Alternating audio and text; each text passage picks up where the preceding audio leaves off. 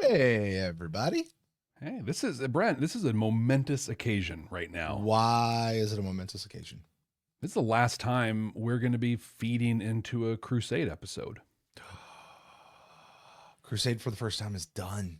It's done. So right up here, like on our thing, I put a little Crusade logo, and you're not going to see that anymore. It makes me sad. I'm very sad because Crusade,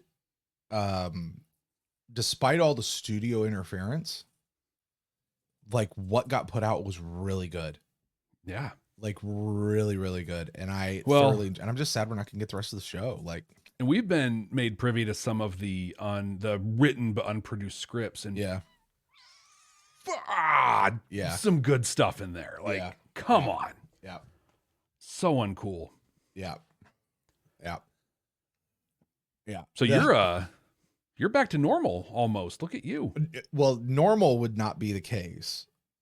In the new digs is the case. Well, I'm just looking like at your mic, and I know you're going into your normal rig and everything now. Yeah.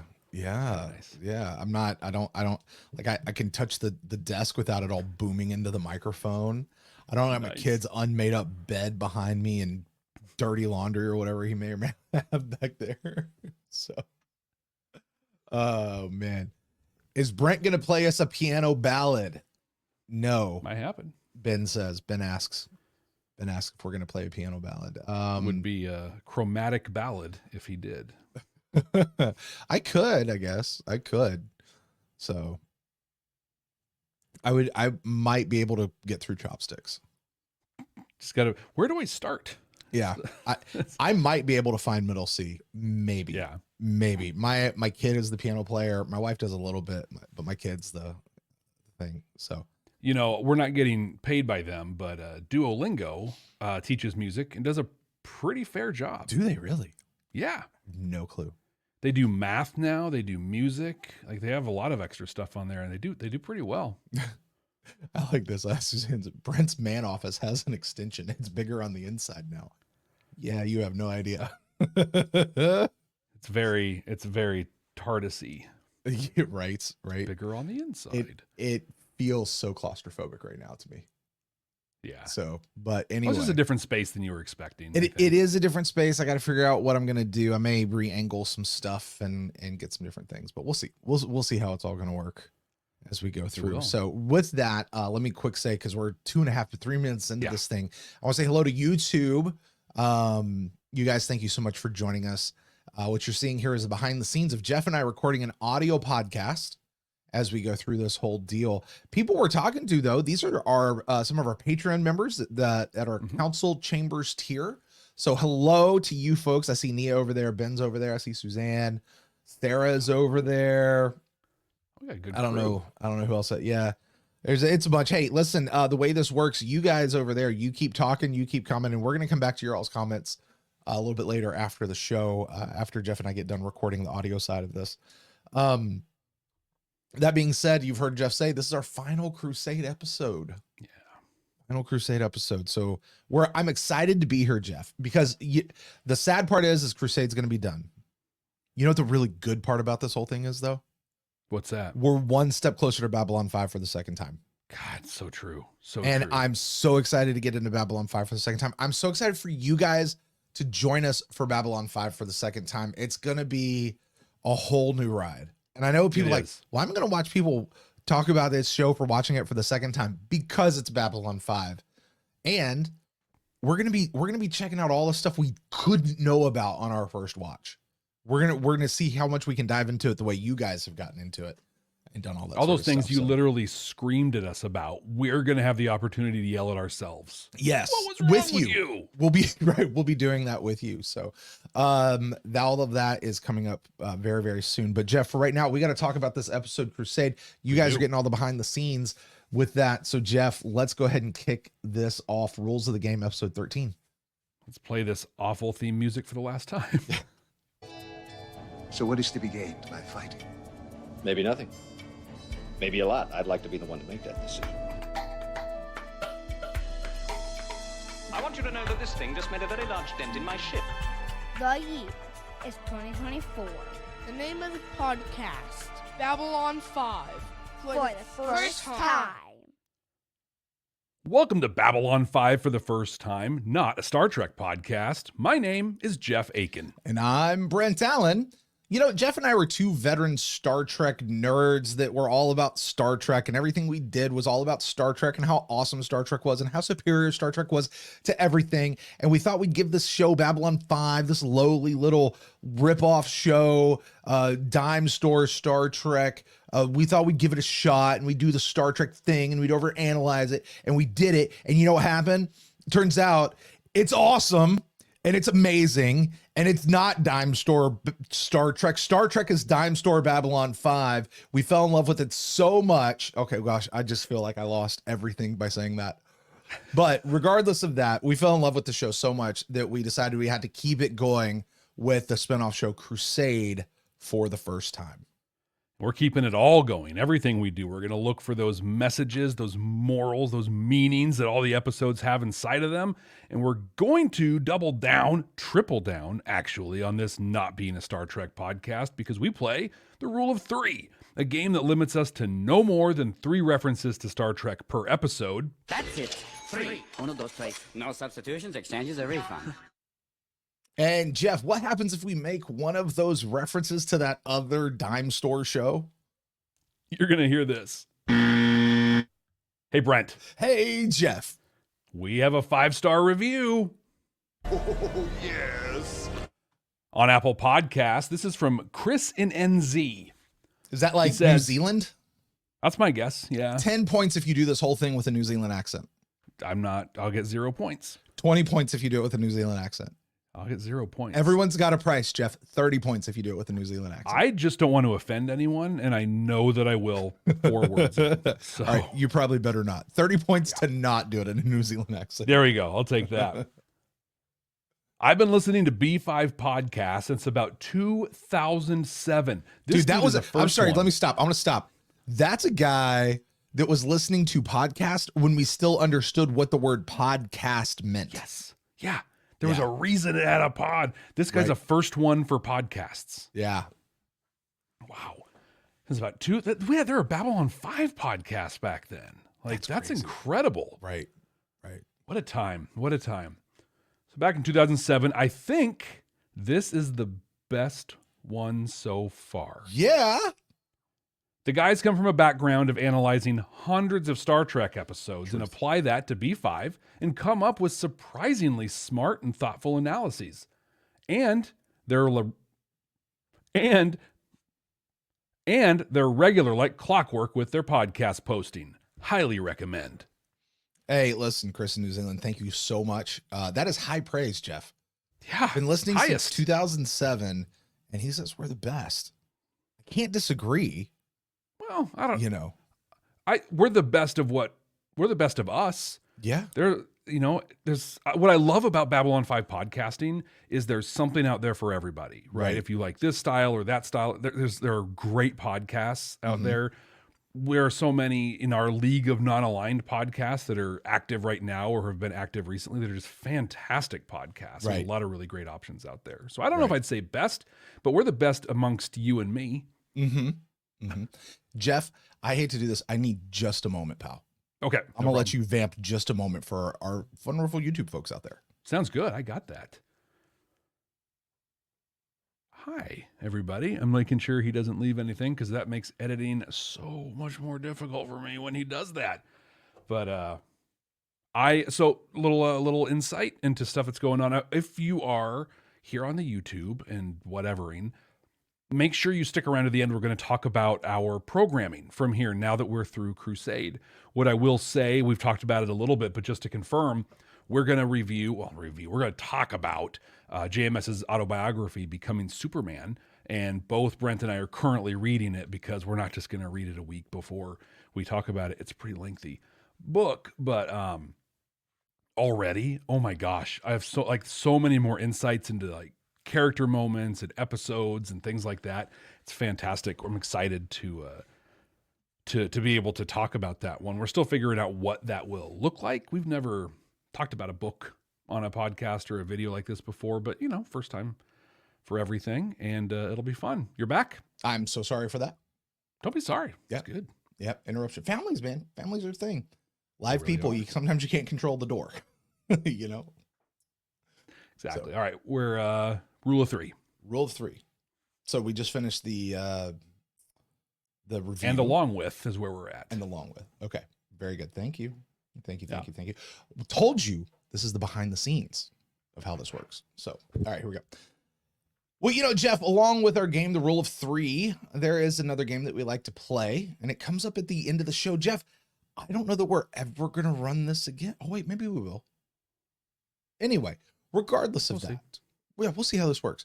Regardless of that, there is another game we tend to like to play at the end of our episodes where we guess what next week's episode is going to be about based on title alone. We don't look at thumbnails. We don't look at reviews or little blurbs about what the episode's about, just title alone. And this is the spot, Jeff, where we revisit our prediction from last week to see how close we were. So, Jeff, what did you say the rules of the game was going to be about, and how close do you think you were? I thought this was going to be a pretty fun episode, mostly focused on Gideon and Dorina having to cheat to get what they need. I think this was a pretty fun episode in a number of ways, and Gideon was fun. Some of it was really, really fun. But I was pretty far off on this one. What did you think it was going to be about? I just said it was going to be Gideon having to game the system and making one big last, hurrah. It wasn't really a system he was gaming. Honestly, who was gaming the system was Eilerson in this one. For sure. So, but he did have a hurrah. Definitely Gideon had a hurrah too. Everyone got hurrahs. Studio interference at its finest. Oh, Jeff. Well, listen, I wasn't really that close. You weren't really that close. However, for the folks out there who may not have seen this episode in a while, or maybe they didn't even bother watching it because it's just Crusade, but they're hanging out with us anyway. Why don't you let the folks out there know exactly what this episode was about? Brent, we're on Babylon 5. Eilerson and Chambers are slumming it, walking around, while Gideon teams up with Lockley to negotiate with the Brakiri to land on a planet called Lorca 7 to investigate possible connections with the plague. Remember that plague thing this show was apparently about? Well, Max tries to be a super tough guy. In front of Dr. Chambers, we meet Cynthia Allen, his ex-wife. The negotiations are not going well with Gideon, so Lockley connects Gideon with representatives from the world itself, sidestepping the Brakiri completely. That doesn't seem to help either, though. The Lorcans are a very pure, morally superior people. Reese and Pollux tout the most holy, while Pollux tells Gideon, no, not the one. Frustrated, they leave the Lorcans and go to dinner. But the Lorcans have a really subtle drone. It's really stealthy watching them. There's no possible way anyone could ever see that thing flying around. But seeing that they're going to be persistent and they're going to keep trying finding ways to land, they decide to kill Gideon because, I'm sure they must not have had any other options available to them. Max, off on his own, drops in on his ex. He finds out his cat, Mr. Kitty, is doing well. But Cynthia's not. She's broke. The quarantine has killed her business, so she took out a loan for $50K from a loan shark. So now she owns $100K. And despite her being the one that left the marriage, she expects Max to pay the shark. This dude named Rolf Mueller. And Max agrees to help. He finds this Mueller guy, hands him $50K, and tells him to call it good. But to no one's surprise, he wants the whole $100,000. Max doesn't threaten him because he doesn't threaten people, but he basically threatens him that he'll be in a lot of trouble if Mueller comes after that interest. Gideon and Lockley are slowly sparring. Entendre, double entendre, outright flirting. They're playing the game, and they're playing it well. They end up trying to out-diversity each other, leading to them taking a stroll through Down Below in their civvies. Lockley gives Gideon enough rope to hang himself, and he totally does. She's down here all the time, and the people even know who she is. She is of the people and for the people. So Gideon eats his words while Lockley eats a Drazi barbecue sandwich. I wonder, is it the Drazi that are the more vinegary barbecue, or I forget where that's from. Doesn't really matter though, because I'm really having a hard time reading this today. All right, here we go. It doesn't really matter though. What does matter is that the Lorcans have tracked them down. So they start blasting, and in what is the absolutely worst fight choreography of the series so far, and that's saying a lot, they knock them out and they get away. Mueller, in the meantime, doesn't threaten. He just does. He's kidnapped Mr. Kitty. And now Max means business. He sends Dr. Chambers to hang out with his ex, and she spills all the dirt on Max, who's digging through some weapons in his closet and paying off some Drazi. But we do find out why he sent Chambers to hang out. Mueller drops by, and she straight punches him out, running him off. But now he's really mad. Not mad enough to fight off the Drazi Max paid off, though. They get done with him, and we're down to Max and Mueller. Max shoots some neck bondage thing from the weapon he pulled out, and now Mueller is tagged. If he comes within 10 feet of him or Cynthia, he gonna explode. Lockley and Gideon get into her quarters, where she has a shower with real, hot, running water. Between the allure of that and the allure of their incredible chemistry, they get it on. Finally it happened. To quote now President John Sheridan, woohoo!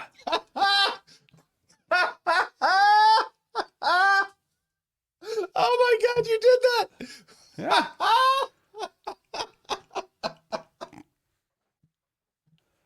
Shortly after that, great.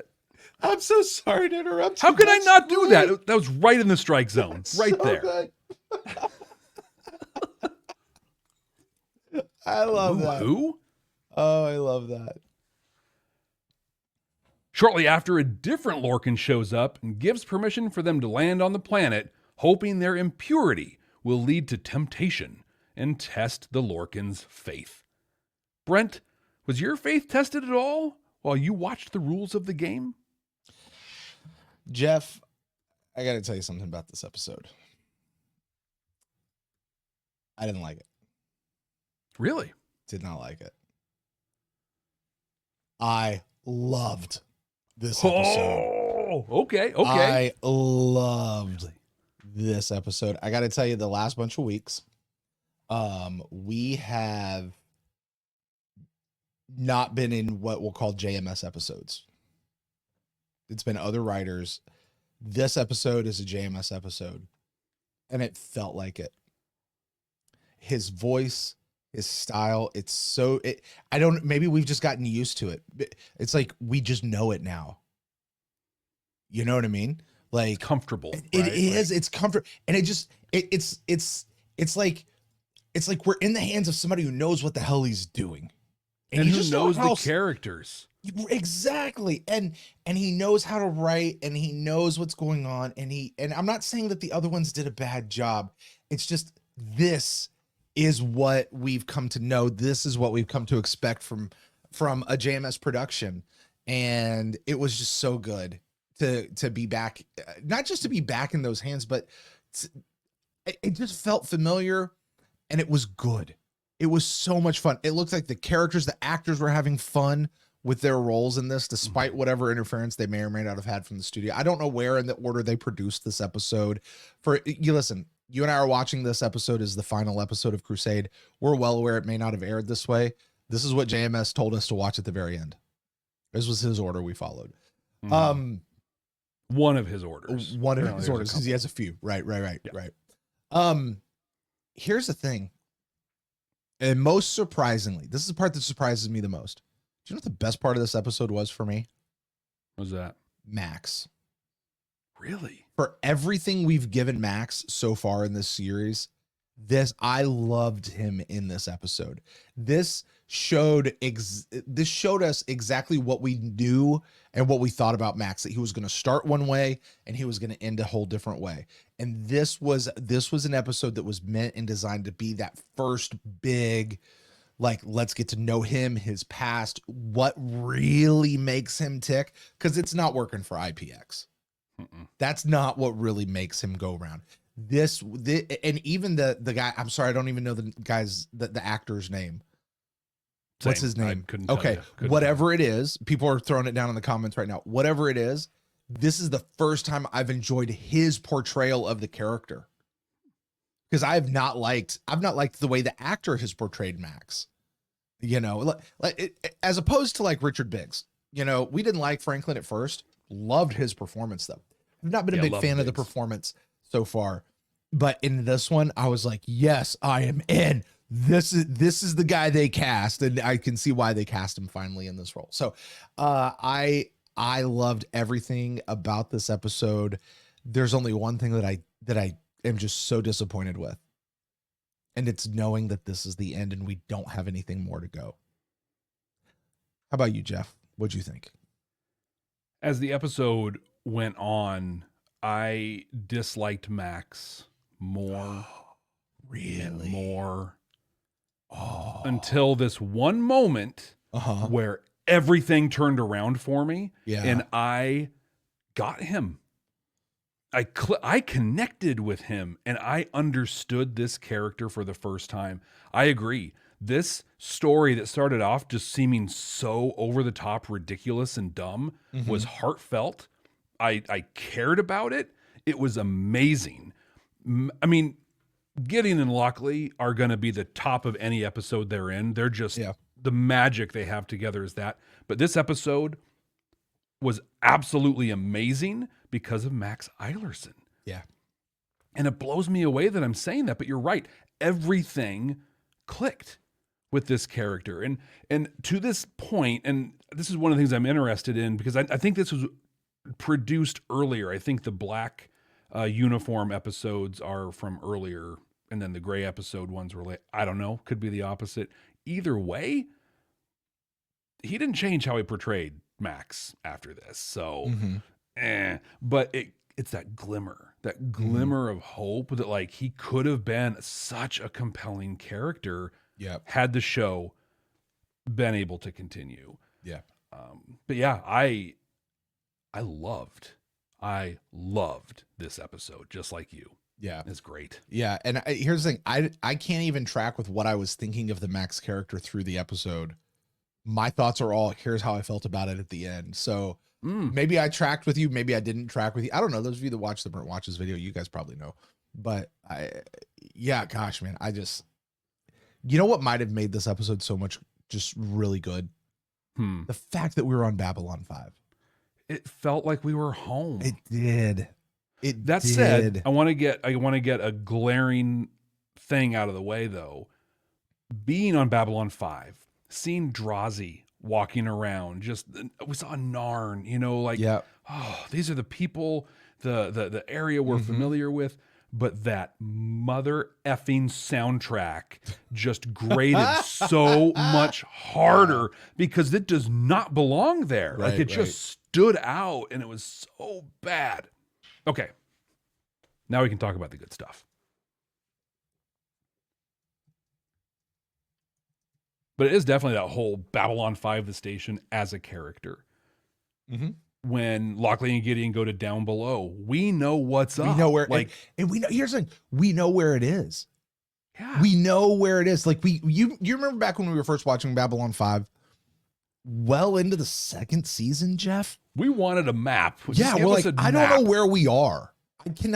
I still feel that way about the Excalibur. You throw me stuff in the Excalibur, I have no idea. Where is the bridge on the ship? Show me the outside of the ship and point to the spot where the bridge is. I think I might have figured it out. Do what now? Yeah. They'd show it a couple times. Would they? The bridge. Yeah. Maybe not. It's in a very safe spot. Like I'm sure it would never get blown up by anything where it is. The only thing that I'm pretty sure I know is where that big long tube subway thing is. That's probably this part. And that goes right down the very long round shaft. Brent's 12. If you're just now figuring that out, you haven't been paying attention. No, but my first two notes are, we're actually on Babylon 5 It feels so good. So good. Yeah. There was a line right at the beginning where I think it was Lockley who said it and says something to the effect of, yeah, some things last longer than they should. That was Max. Or that was Max. Max said that. And I was like, is that like a little B5 meta thing about things, you know, things lasting longer than it should? He did say Babylon 5 was one of those things. Yeah, it was one of those things that lasted longer than it should. I mean, and what I mean by that is not Babylon 5 outstayed its welcome and just should have gone away a lot sooner, but for all the troubles that Babylon 5 came up against as a show, as a production, and the fact that they made it to the end, you know, and I'm thinking of that little card that's right at the end of what was it, Objects at Rest, which is like JMS, just a big middle finger to everybody. Who's like, to everybody who said we couldn't make it, dunk. Right. You know, this one's for you. I don't know. I liked that little line. I want to talk about the Lorcans a little bit. The most holy one. Most holy. Okay. Do you know who the actor is that played Pollux? Not the one. He's not the one. Zathras, baby. Yeah. Zathras. Would never have known. Nope. Never would have known. I saw his name in the opening credits and I was like, oh, look, Tim Chote. I was like, wasn't that Zathras? That was. Had no idea who it was in the show. Like, I'm trying to figure out who it was. I was listening for the voice. I was listening to what. It turns out he's kind of short. Very. Like, alarmingly. Yeah. Actually. Yeah. He went out of his way to change his voice to make sure it wasn't even close. Yeah. But yeah, I don't know who the other guy was, but whatever. Reese. His name was Reese. No, like the actor. I don't know who the same. I don't know. Yeah. I don't recognize his name. Yeah. Here's the thing. What'd you think of the Lorcan makeup? They looked sick. They did. Absolutely. I didn't like it. I said I loved everything about this episode. I didn't like this particular makeup. It probably looks like what the makeup designer wanted it to look like, but it just didn't work. Yeah. It was the little, like, the little lesion growth things didn't look like they were healthy, and their hair. Yeah. That hair has not seen conditioner in a very long time. Yeah, it was not. But here's the thing. Maybe that's how they were supposed to look. They were supposed to look sickly. They were supposed to look grungy or dirty or whatever. Maybe that's just how they were supposed to look. I think it is. I think one of the things that I found to be disappointing, I'm not going to say with this episode, but I'll say with the Crusade that we've seen, is we got to see some brand new aliens, which is cool. 2 in 13 episodes, their whole shtick is that they're morally superior. Really? We're gonna play that twice? But what I wonder is, were they kind of unkempt and gross because they felt they were above having to worry about those pesky things like hygiene? We're or so not superior. Not even just hygiene, but just above. Like, because you can be clean and still look, you know, disheveled. So just above a hairbrush or kemptness. Or there are stories about Leonardo DiCaprio, and the story is that he was between movies at one point, and he was just hanging out in L.A., standing on a street or whatever, and someone handed him $1 and was like, "Hey, buddy, you know, go get something to eat." Because when he's not working, he just lets himself go. I don't know that to be a fact, but that's what they say.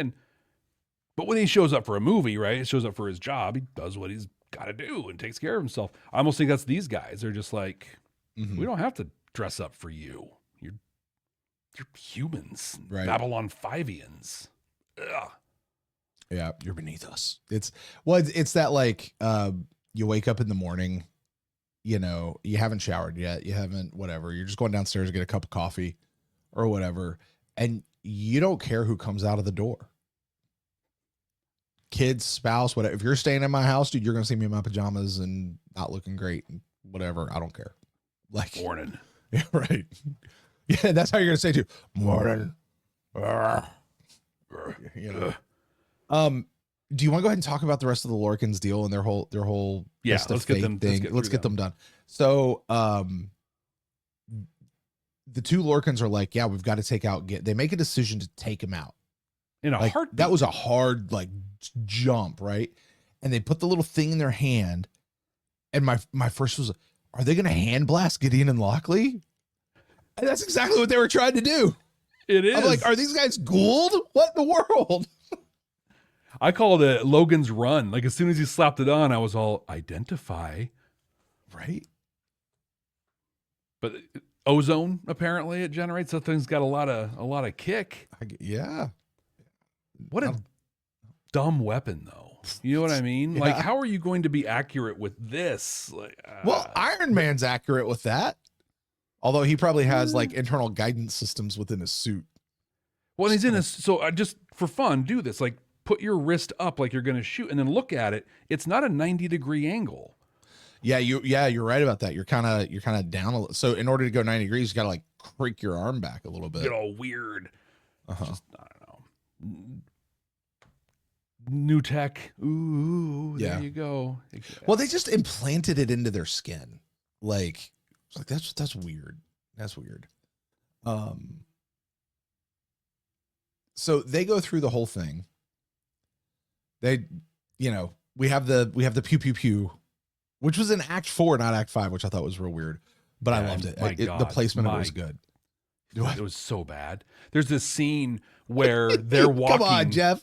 Come on, Brent. Come on. They're walking down the hallway, right? And they've got Lockley or whatever. And then Gideon grabs this parallel bar thing and swings clearly straight between them. Like he swings between them and keeps going. But the next scene is them getting kicked in the back and rolling. It's just like, oh my God. What? I didn't mind I had to go back. I saw it, but I didn't mind it.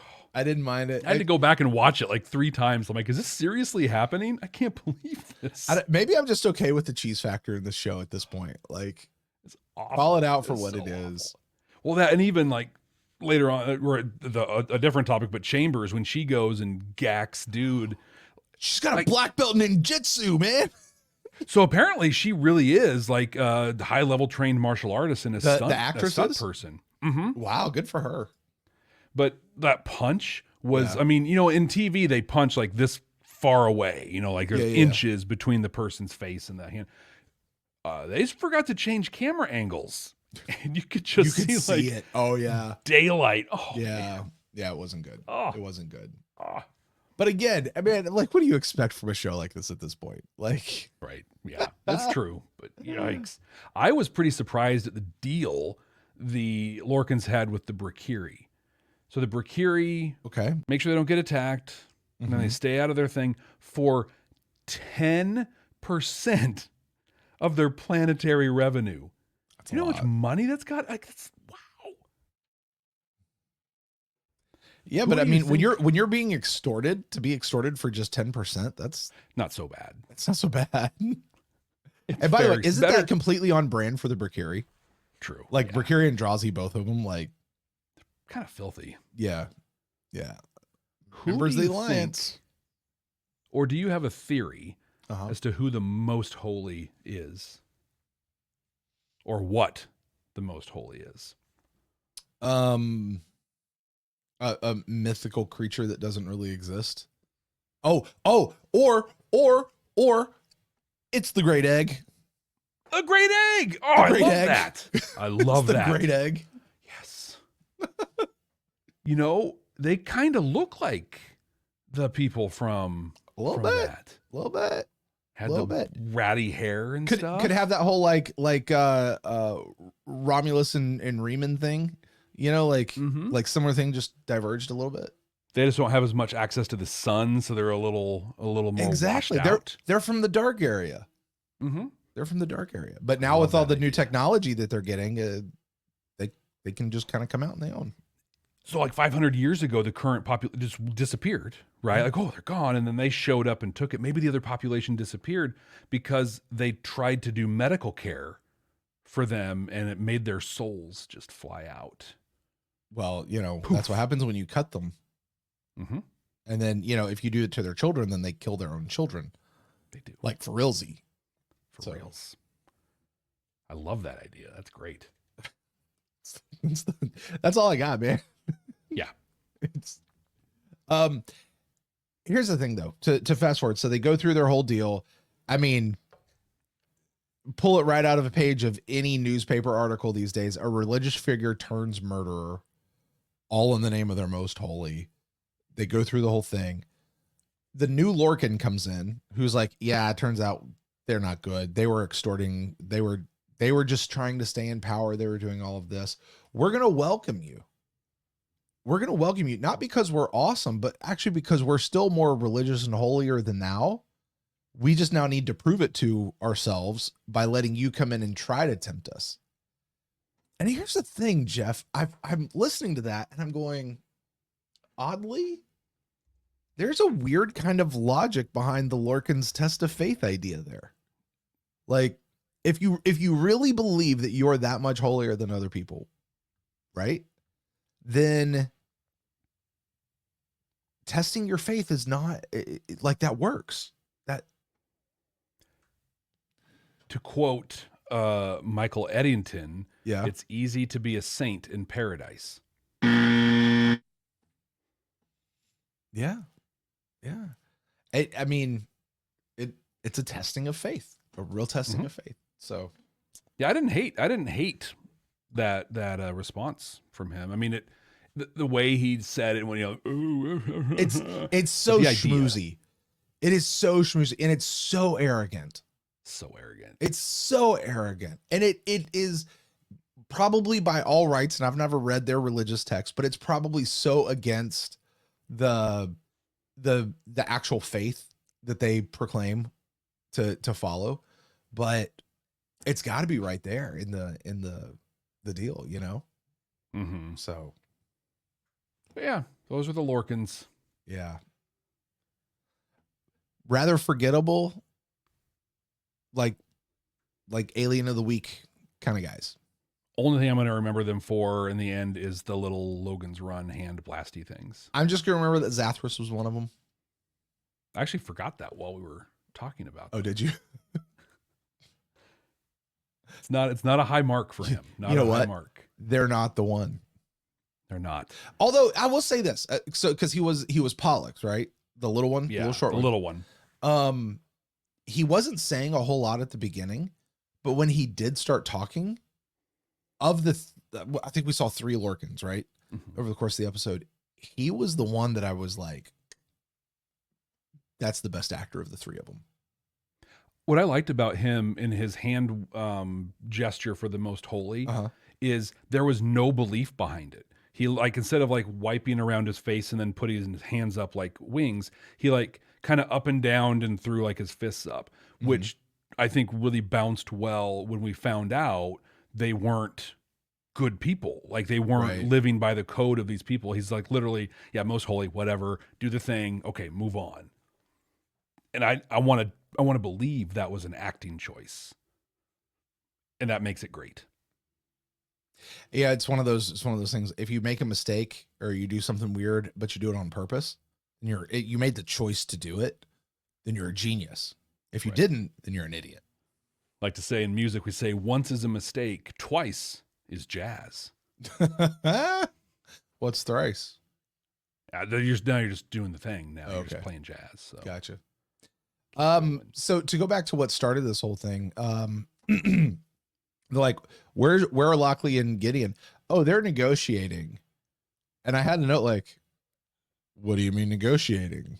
Are they negotiating? And then, no, they actually were negotiating with a Brakiri. For real. And then the Brakiri gets in there, and Jeff, I'm telling you, it was longer than a split second. I could have sworn it was Bill Mumy.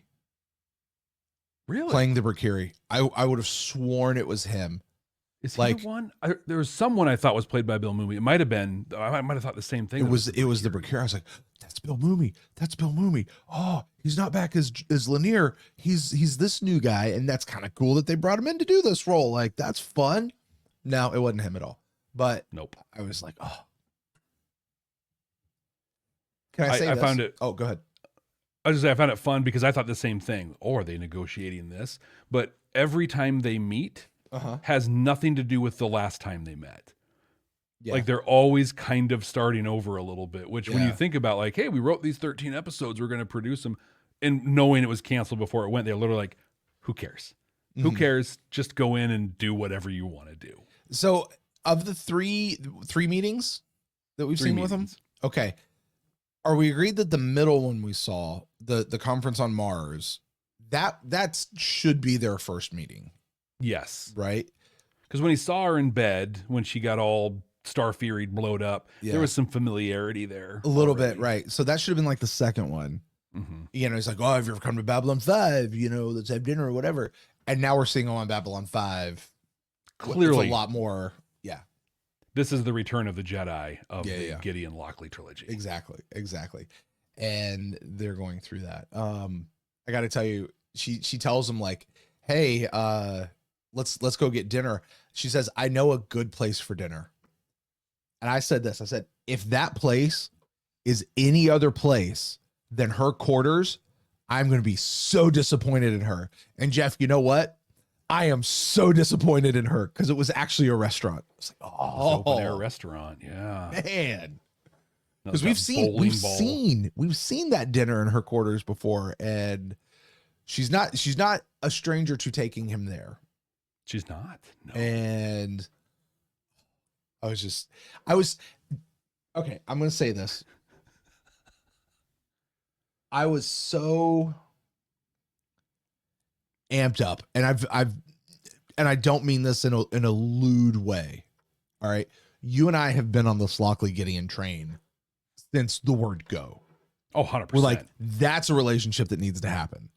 I am for that happening. And it works. The way Tracy Scoggins and Gary Cole play off each other. Oh my God. So good. It's incredible. So good. To see them going like 100 miles an hour in this episode in their relationship I'm so glad that prior to this show ending and getting canceled, we got some fireworks in the Gideon Lockley thing. Agreed. You know, and and here's the thing, we didn't even see any. We saw like a silhouette or something. Whatever. It's not that. Like, it's not that we saw anything. I just, in my mind, I need to know that those two are a couple, and so to speak, or at least they're coupling, and that relationship could potentially continue or face issues as they go on down the road. I don't care, but still. But they're it's not going to face issues because you know what they did?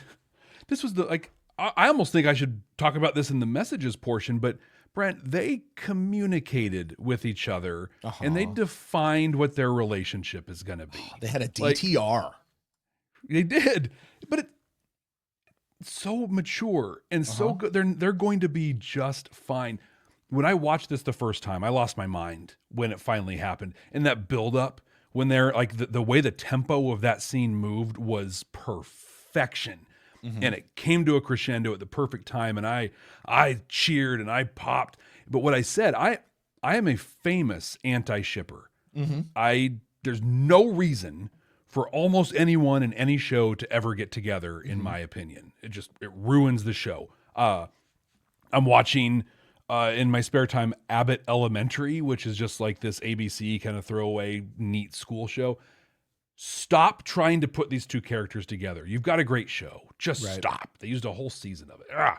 But in this, 3 episodes, this was earned. It was real, and it built.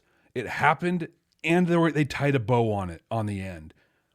If anyone's ever going to write an intense romance, this is the model of how to do it. It was perfect. I mean, I loved it so much. I was so excited. I'm still so excited for them. Like, God, it's great. I'm with you. I'm absolutely with you. And I like how they left it. You got to go do you. I got to go do me. And see you when I see you. So, Jeff, I'm in the middle. One of our upcoming episodes in the next several weeks from when we record this is going to be the autobiography of JMS. Yes. And so I've been going through that book, and he's had a couple relationships, including the one with his wife, where there was kind of like a, look, we're going to have to split because I've got to do my thing. Mm-hmm. And she's got like her kind of thing to do. And I wonder if that was inspired by that at all. I want you to just stick a little pin in that, and we're going to come back to it later in our conversation. Oh, not like in a couple of weeks, but like tonight? Tonight. Great. Because and not even in the messages as we're talking about the episode. Great. We're totally going to talk about that. Great.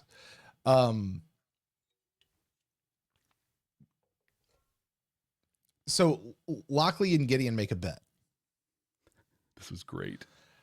And they're going through that. And I'm sitting here going, when they kind of got to the turns, I was like, you know what? This is a bet that Gideon does not mind losing. I promise you, if he loses this, he's not going to mind at all. Down payment. This is just a down payment. Right. Right. It was hilarious. I loved how she played him and just strung him along. You know, she's just talking about, here's how you got to do this. And here's, oh, you think that. And she's like, yeah, okay. All right, sure. Hey, you want to get something to eat? Just. Right. Thanks, Jim. Thanks, Liz. Right. Like, what? You played me. And my next note after that was, I told you Gideon wouldn't mind losing the bet. Yeah. He was all right with it. So they're sitting there eating that sandwich, right? Which is a callback to the sandwich and a call to in a River of Souls. Is the same one she was eating there with. Was it really? Yeah, I thought it was such a great, because she's like, I love this thing. Nobody else ever wants to eat it, but I love it. And it was the same thing. I did not make that connection. I'm glad you did. I don't even remember her eating a sandwich in River of Souls, to be honest with you.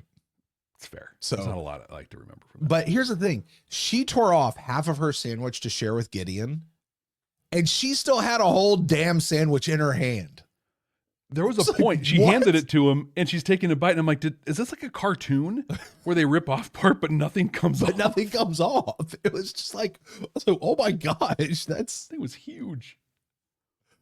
Oh my gosh. So shortly after that, the guys come in trying to do the hand blasty thing. To go back to what you were saying earlier about the fight choreography and everything, there's a barrel. And Gideon turns around and he does this leap over the barrel. Yes. Which was, oh my God. It was so, it was so goofy. I loved it. I was here for it. I'm here for it. But oh my word, it was. I'm going to amend my statement on horrible fight choreography. I bet the choreography was fine. It was the camera placement for all, like where they had the camera sitting for that leap over the barrel. It's like, what are you trying to do? Yeah. There were times you could see the face of Gideon's stunt double as plain as day. Like it was a total Spaceballs moment. Oh my! Well, you know what those moments always remind me of, and all right, here's your Star Trek reference. There's an episode of TNG where something's going on down in engineering. I don't know, and they got to evacuate engineering, and so Geordi's down there. It's like, all right, everybody out, and they push a button on a wall, and like a door like comes closing down. You're just like, everybody out, and he's just sitting here looking, and the door's got like 6 feet left to go, and he just does this like stop, drop, and roll like to get underneath the door. I'm like, what are you doing, dude? Like you could have just ducked and kept moving. It was fine. But this leap reminded me of that. It's just so like, really, you just did that for the leap. you did, and he could have landed in a superhero pose, and it would have just been over the top, man. Almost as good as Franklin in the med bay leaping through the door at the last second. That would too, for sure. My last note on Gideon Lockley was the shower scene happens, and then it immediately cuts to a shuttle flying into Babylon 5. That was so funny. And I was like, is this the modern day train into a tunnel scene? Yeah. Like, I see you. Yeah. Hey, while we're talking about B5 and exterior shots of B5, we'll use this as a little bit. All right. First of all, the station looked great, right? So like seeing the Excalibur next to Babylon 5, I think for the very first time made me realize just how big the Excalibur is. Because you and I have a scope of how big Babylon 5 is. seeing that right next to it is just like, wow, the Excalibur is huge. It's got that tri-wing thing in the back, right? And yeah. I was thinking as they put it up there, I'm like, you could put Babylon 5 in between two of those rings that would like bracket it. It's so big. How long is the Excalibur? It's not 5 miles long. No, I think it's like it's more. It's so they said so many kilometers, but it was definitely less. And you see that really clearly in the side by side shot with them. That Babylon 5 is much longer. Yeah, but I just think the relative size overall was just that's a big ship. It's a big ship. Yeah, I think for the first time I've had an appreciation for just how big the Excalibur. I've always known it's big, but yeah, for the first, I mean, like, yeah, I want to know how many people it takes to crew. We know it's 250,000 beings that live on Babylon 5, call Babylon 5 home and make it operate. I want to know what is the crew complement for the Excalibur, because they've got to have full on restaurants going on in there. Multiple ones have to be going on. Like, I know it looks pretty skeleton crew type, but it's got to be more than that. You know, it's just so big for sure. Yeah. We open up on Babylon 5 with Chambers and Eilerson. Mm-hmm.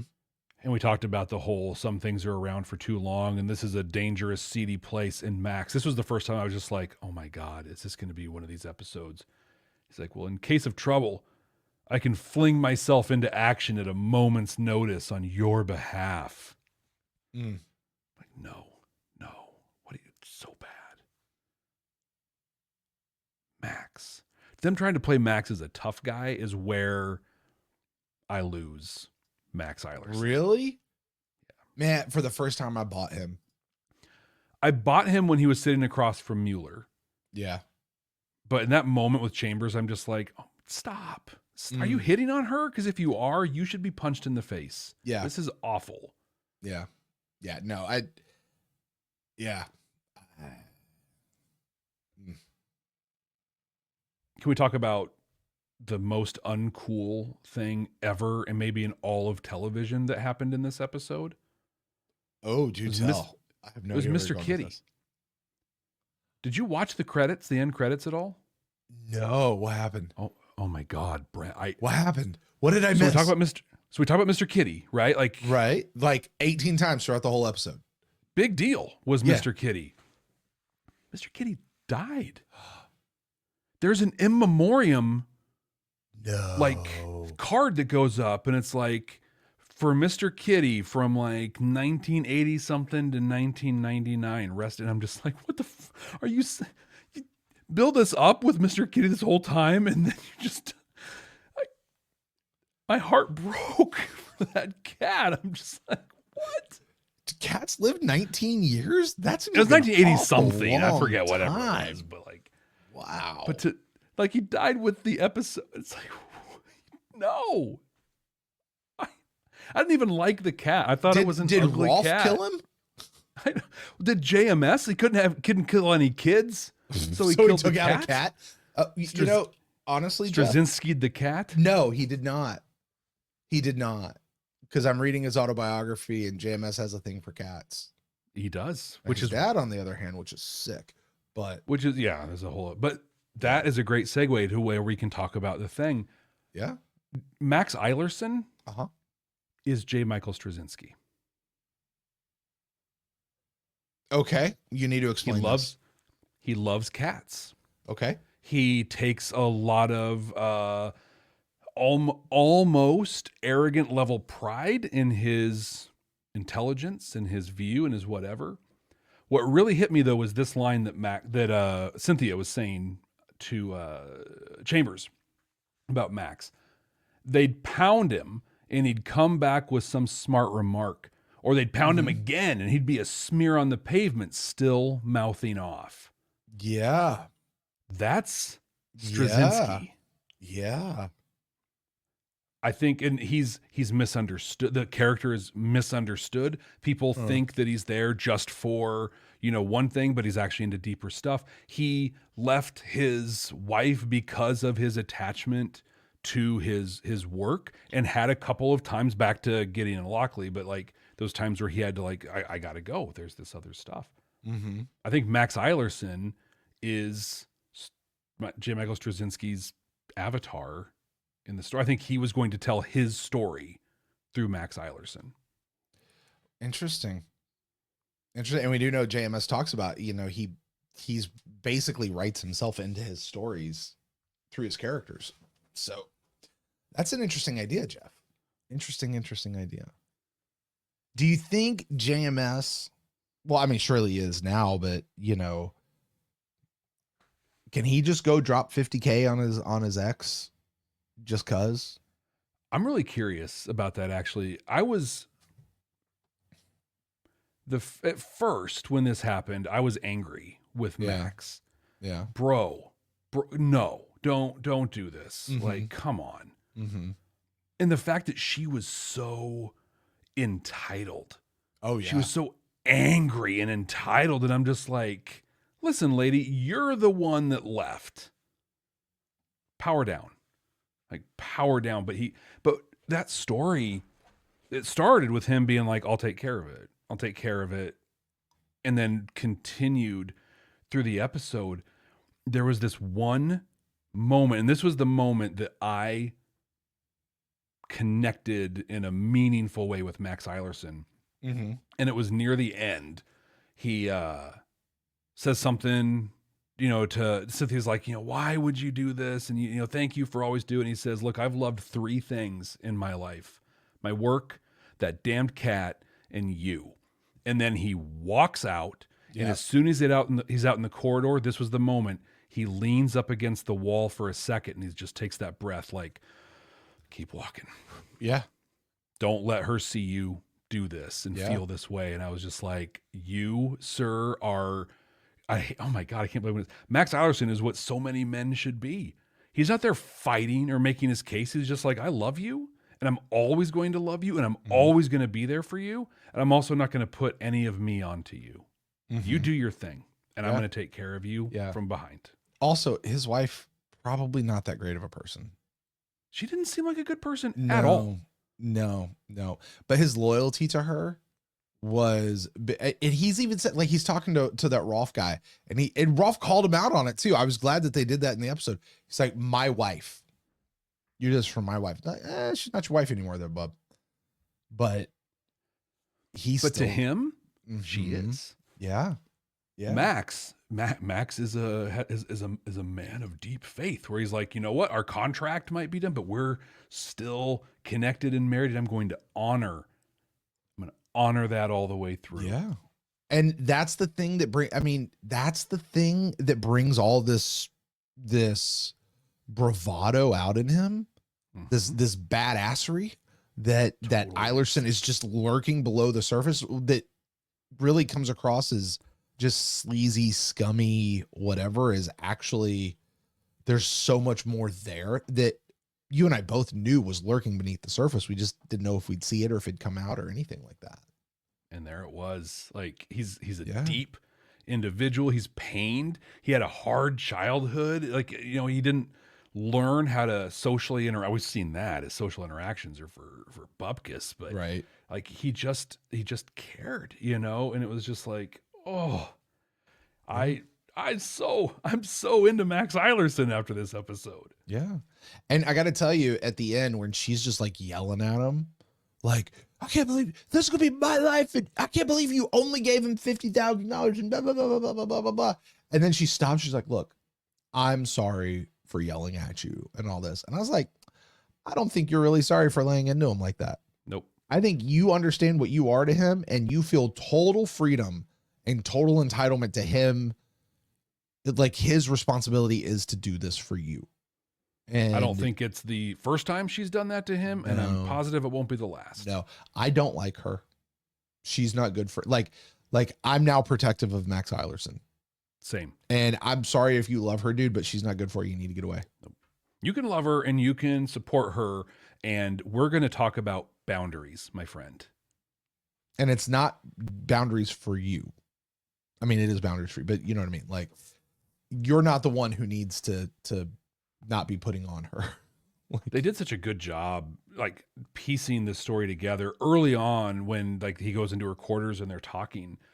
She sits down on the couch and he talks to her, and then he sits down next to her and he just reaches to brush her arm and doesn't quite touch. I didn't catch it till I watched this the second time, and he had like a moment on his face. In this one single episode, I was like, this guy has the acting chops to carry this character through. Now we have 12 episodes that say otherwise, but in this one, Is like it, those okay, little but subtle why? things. But why, Jeff? What is different in this episode that was not apparent in 12 other episodes? And you can't just say it's because JMS wrote this episode, because he wrote several of the other episodes. Like, what is it that's different at this point? It's a great question, because what's different is we're seeing the real person who Max is. Yeah. And not the character of Max Eilerson, but the character that Max Eilerson puts forward as his shield out in the world. Yeah. That's why. That's a great question. That's a great observation. This Rolf Mueller guy, I don't know if you got this. Go ahead. I don't think you're not going to go where I'm going with this. Go ahead. I don't think so. No, I promise you I'm not. This Rolf Mueller guy, like, I don't know if this rang for you the way it did for me, but he looked just Stop it. Stop it. Vince McMahon. Vince McMahon! Yes! Oh my God! Are you serious? Yes! No way. He looked just like him, like totally like late 90s Vince McMahon.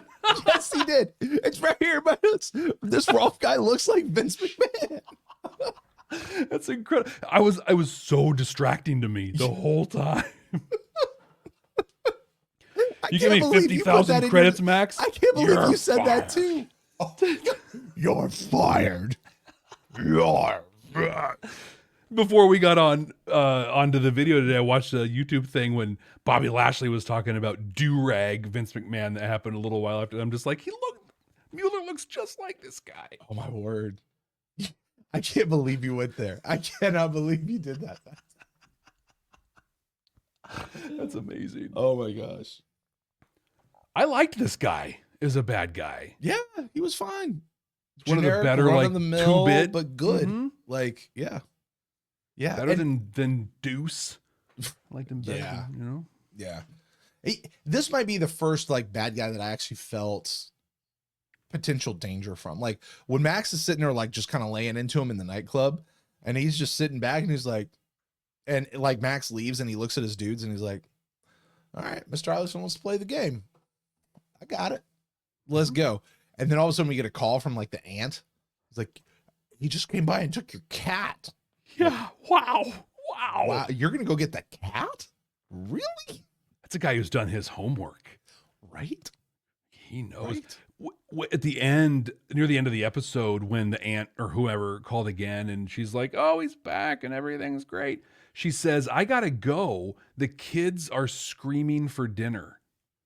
Were those her kids or Max and Cynthia's kids? No, I think they were her kids.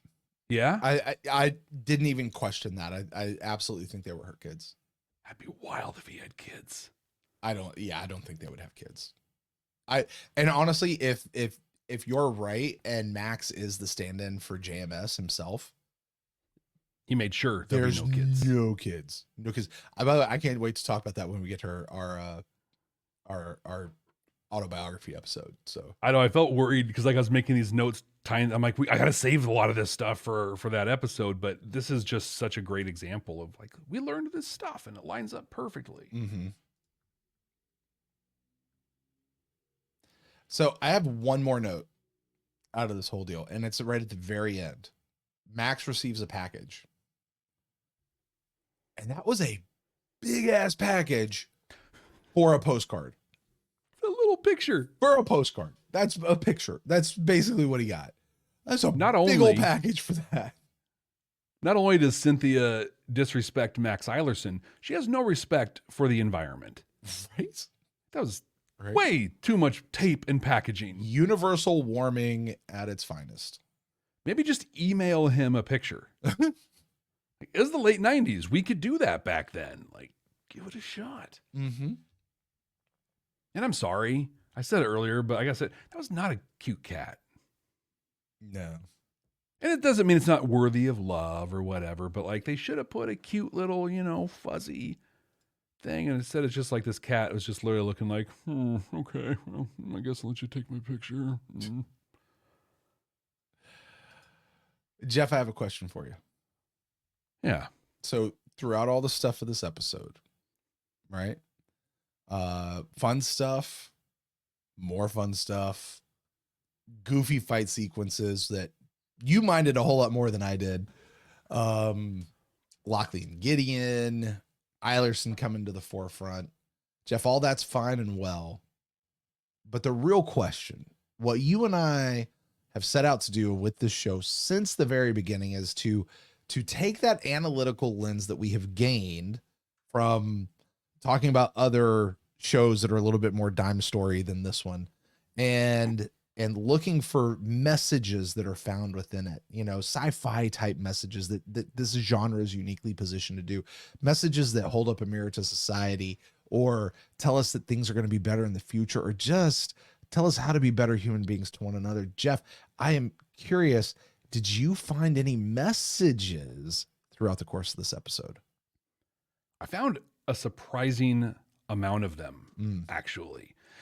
We've talked about some of them a little bit already. What does love really look like for one of them? I think we saw two versions of love in this episode. I think that Gideon and Lockley have a love for each other. It's not necessarily romantic.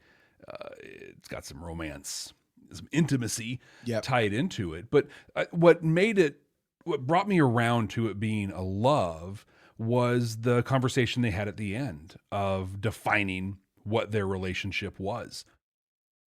I think that so many, people, when they come together, come in with preconceived notions or assumptions, and they don't discuss them with the other person. So they end up holding things against a person that's not even the person, right? It's like, I've made this agreement with myself and an idea of you, of what we're going to be, and you're not that thing. So now I'm mad at you.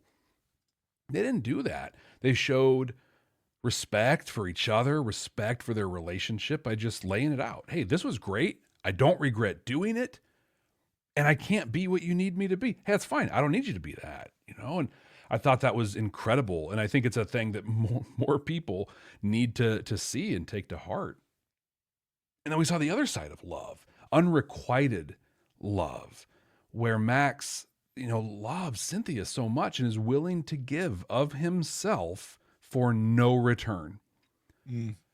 Not only is he not going to get a return, he actively works to make sure he doesn't get one. When he walked out and suffered in solitude and silence for that moment, it was just like, he's just going to be there for her. That's just how it's going to be. Again, there's boundaries and conversations and communications that should happen, but I think that we have a really distorted view in contemporary times of what love is. And I thought these were two really good examples of them. And the thing we've talked about in the past that I ascribe to very deeply, but love is more than a feeling. Love is an action. Love is a verb. Yeah. And we saw that acted out as a verb in both of those instances in really meaningful ways in this episode. Another thing we talked about a little bit was the Lorcans and their moral superiority. I feel like what we saw in this, and this is such a thing that happens in our lives now. There are people, and they're not all religious people, but many of them are, who believe themselves to be above others. And when you think that way, it blinds you to reality. And that's what we saw in the Lorcans. They had no concept of reality, of what was really going on, the politics, the relationships, the anything. They were just focused on how much better they were than anyone else. And they were so quick to jump to killing Gideon, which, to your point, guarantee you in their holy scriptures, it says you're not supposed to do that. But they're superior, Brent, so they can do that. But that feeling of superiority leads to hate. And it leads to hate in a way we've talked about so often. It dehumanizes, humanizes, how racist that is to say in a intergalactic setting. But they didn't see Gideon as being an equal with them, and so it was okay to kill him. It was justified. It's not okay to do that. Like, it's not fine to do that. We saw that here. But then we saw the other side again. We see two sides of things. It's a thing that JMS is excellent at doing in his writing, of just flipping the pancake both ways and letting you see it from different views, which happened in the episode TKO, the pinnacle of season 1, by the way. But this other guy was like, no, they're wrong. That's not how it works. Also, we are saints living in paradise. Come and test us. I thought that was incredible. We are both of the Christian faith. There are many people listening to us and watching us that don't believe in a higher power or a God, and that's cool, or they believe in a different one. They don't follow the Christian faith. But I'm going to talk about Jesus because that's the one I know about. But Jesus didn't go hang out with the people who were doing things, quote unquote, right. Jesus hung out with drug dealers and hookers, and if there was such thing in Jerusalem and Israel and stuff back in the day, he'd be on Skid Row, right? Hanging out with the ne'er-do-wells and the undesirables, putting his faith into action, into the test. And that's what the Lorcans want to do. If you are a person of faith who professes to take care of the needy and the poor and the thing, whatever your faith is or your belief system, and you're not actually like out there interacting with people, the undesirable people, hookers and drug dealers and whatever else, you're not living your faith. And I thought it was great the Lorcans saw that and moved this direction. These were great messages. The last one I had, and it might be my favorite one, and I think it's just maybe because I'm close to it and it's a thing I live in a lot of ways, but this is what Lockley said. It's a mistake to make assumptions about people you've just met. Gideon assumed all these things about Lockley and then just started telling her how it is. My note said he was mansplaining, walking the Gemba. Gemba being the workplace, right? And it's like, dude, this is her turf.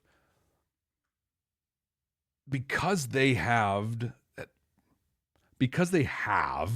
the relationship I talked about earlier, they were able to joke about it and move forward and actually use it as a way to strengthen their relationship. But if you don't have that kind of chemistry with somebody, that's going to ruin your relationship from go.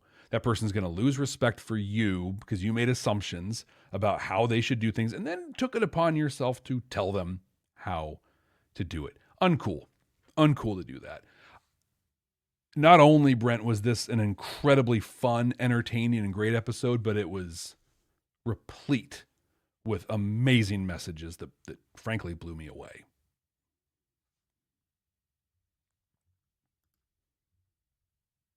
Which I get to talk about and did. You, my friend, have the, I'm going to say, enviable task this time of talking about just how great and fun this episode was, because you get to finalize. This is going to be it. Set in stone, objectively correct and immutable ranking of the entire series of Crusade. Currently, I'm going to name off our top 5. Frankly, it'd be weird to me if it didn't land in here. But you get to place this episode where it lands in the ranking. At number 5, we have Appearances and Other Deceits. Number 4 is The Path of Sorrows. 3 is War Zone. Number 2, The Needs of Earth. And in the top spot, for now at least, The Long Road. Brent, where do the rules of the game land? Jeff, you know what makes a top 5 episode a top 5 episode? What's that? Not only is it a good episode, a fun episode to watch, but it's also an episode that does have those messages in it, that does have something to say, that presents that allegory to us in a certain way. And that's when a show really, really takes off. Now, you and I have often said, some of the best episodes of Star Trek are ones that have no messages in them whatsoever. It's just a good episode. Some of the absolute worst episodes of Star Trek are ones that have these big, deep, heavy messages. But the very best are the ones that marry those two ideas together and just give you something to chew on through the whole, like, that leaves you really thinking about that episode as it goes on. I'm glad you found all those messages.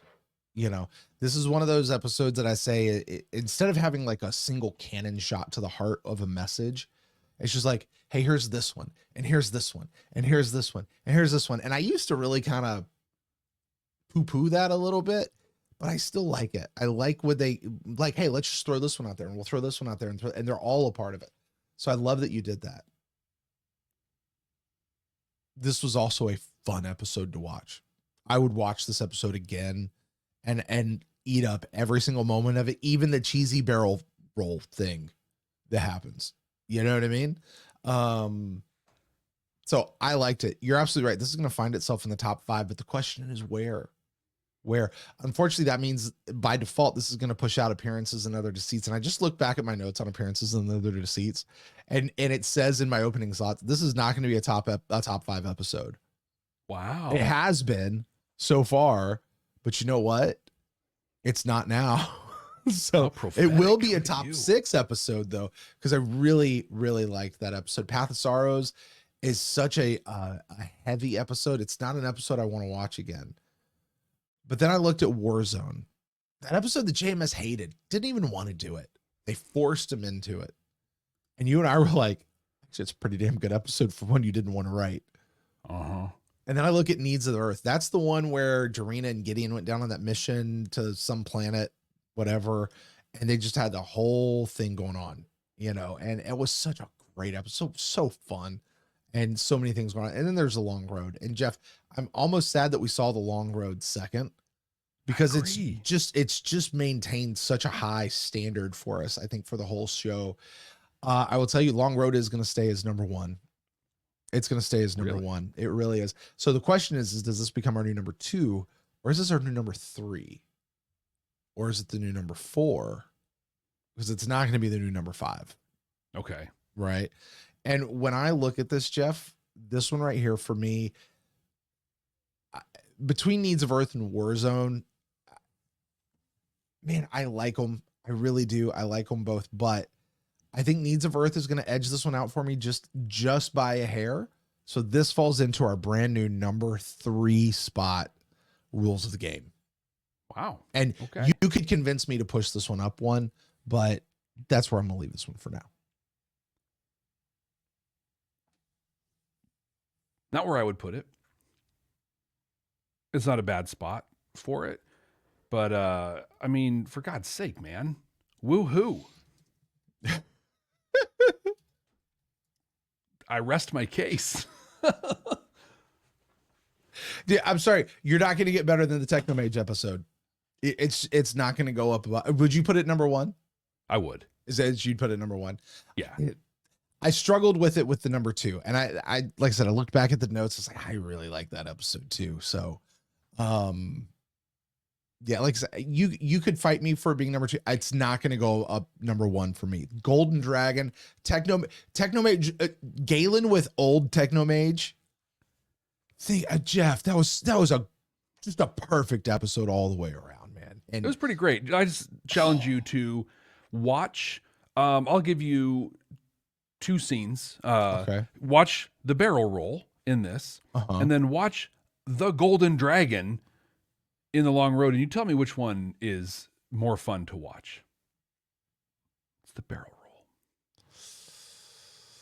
That Golden Dragon was not great. That was not the effect, but the whole premise behind it. We're gonna throw a Golden Dragon. Oh my God, come on, Jeff. It's ridiculous. It's Technomages. It's Technomages. Come on. And it's the old Technomage, like a Golden Dragon. I know exactly who that is. Only one man uses the Golden Dragon. Only one man dares give me the raspberry. I was going to say the same thing.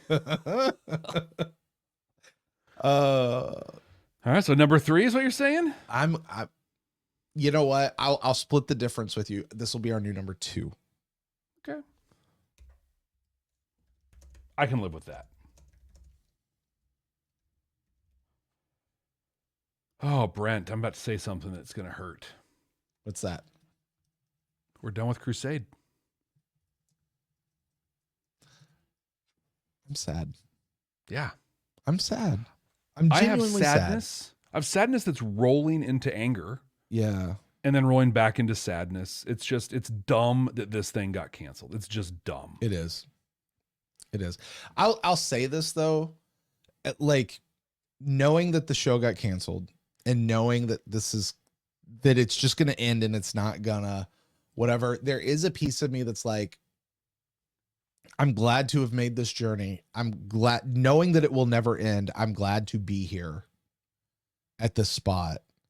And yeah, like, we weren't going to be here. No. Right? When we started this project, we weren't going to be here. And I mean, thank the maker we are. Yeah. Yeah. So programming note for people, like we're done with Crusade and we're almost done with the first time, just all in all.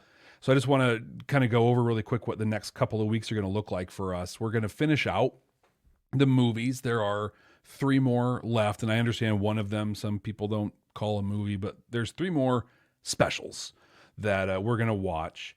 Then we're going to talk about Becoming Superman, JMS's autobiography, which we've been teasing throughout this episode. And then we're going to have a Herculean task as we're going to do a wrap up of the whole enchilada. The whole franchise. Whole thing. I'm a little nervous about that. I feel like we're just getting into it. It was good. All right, what's next? I liked it a lot. But we're going to dive in next week back into the movies, and we're going to watch Legend of the Rangers for the first time. Brent, do we want to play our game with the movies? Do we want to keep that going? Might as well. I mean, we did it for the other movies riding in. So that's what I was saying. I was like, yeah, this will be the last time. I was like, actually, no, maybe not, because we still have the movies to go. So yeah, got a couple more. You're right. So we play a game, our prediction game. We got 3 things. We got 3 things left, and we will have completed the entire Babylon 5 franchise, Jeff. I don't know how I feel about that. Outside of the novels, I know there's still the novels out there, folks, but I'm talking the what's on screen. I'm so excited for the second time, but also like it's just sad. Endings are sad. They're new beginnings, but they're also sad. You know what though? Without the ending, the rest of it wouldn't mean anything. There you go. The ending is what gives it all purpose. It's what gives it all worth and value. Let's talk about that worth and value, Brent. What do you think this movie, Legend of the Rangers, is going to be about? Well, I feel like this is going to be about the Rangers. You think maybe?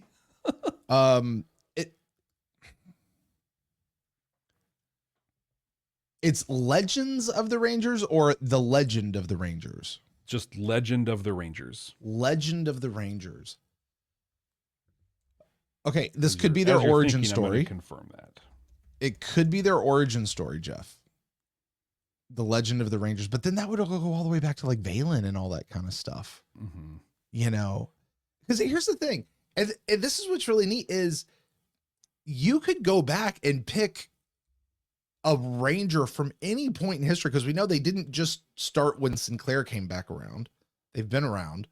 You could pick any point in history and at which point a Ranger had some awesome adventure that became like a legendary thing and tell that story.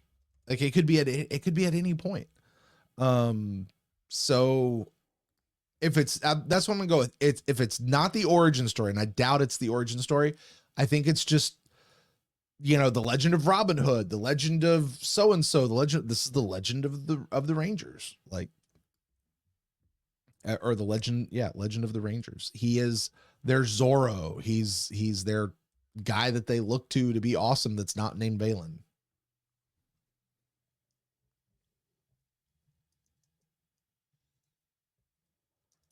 I want it to be Valen, right? And the origin story and everything, but O'Hara's not going to be acting in this. I'm quite sure we're not going to go back. And at first I thought it was going to be just, hey, here's some Rangers, and like we're going to do Ranger stuff, and we're going to talk about our origins and things like that. But as you were talking, totally changing my prediction. Brent, Legend of the Rangers is going to move us into the future. We're going to move to Brother Alwyn. I was just thinking that. I was just thinking that when you said future. Yeah. We're going to see the Rangers reborn. We're going to actually get a little examination of the world around deconstruction of falling stars. Interesting. That's going to be my prediction. Interesting. And I need to write that down on a thing so I remember it next week.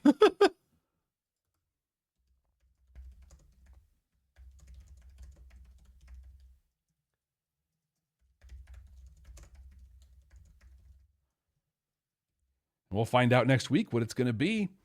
The final, whatever I'm saying. We'll find out next week what it's going to be about. I'm excited. I'm excited for all of you to join us as we do that. Thank you for joining us for this. Thank you for being with us through Crusade. It's been awesome to share this with all of you. If you haven't already, please subscribe. That way you won't miss anything else that we put out. We've got some cool things coming after we get through the first time on this. Leave us a rating and review, do all those things. But the thing I want to specifically ask you to do is to please share this show with someone who's either in love with Babylon 5, in love with Crusade, or someone like Brent and me here need to watch it for the first time. So I'm going to do it. I'm going to close out Crusade. Until next time. Hey, Jeff. Yeah. What's up? You know, I heard about you. Oh, yeah. Hey, you're some kind of big shot, huh? Big brainy guy. Actually, the term is prodigy. 7 letters, 3 syllables. Oh, I wouldn't say prodigy. No? No. Go with nerd. Nerd. Nerdy, nerdy, nerdy, nerdy, nerd. Nerd. Indeed. Nerd. Nerds.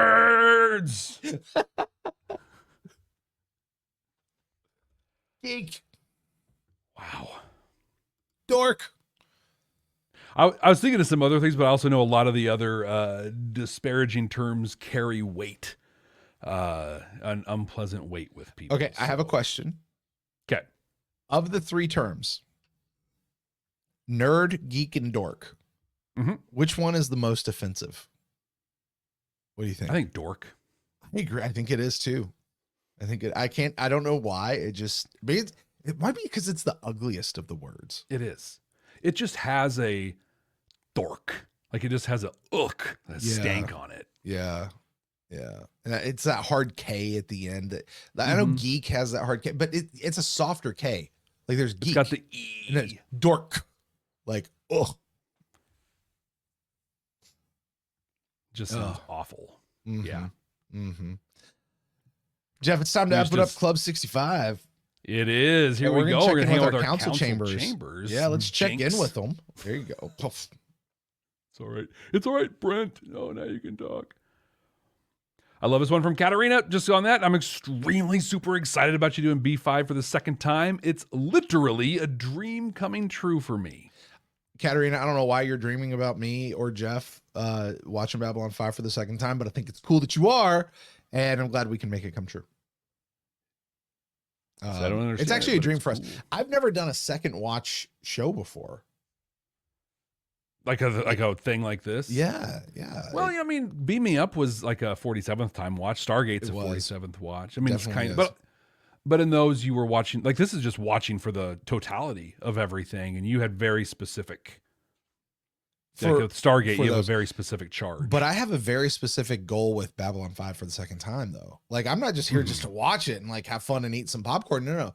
This is I'm looking for everything that now that we know where it's going, I'm looking for how everything that he does, I mean, from episode 1 has to point towards objects at rest and sleeping in light.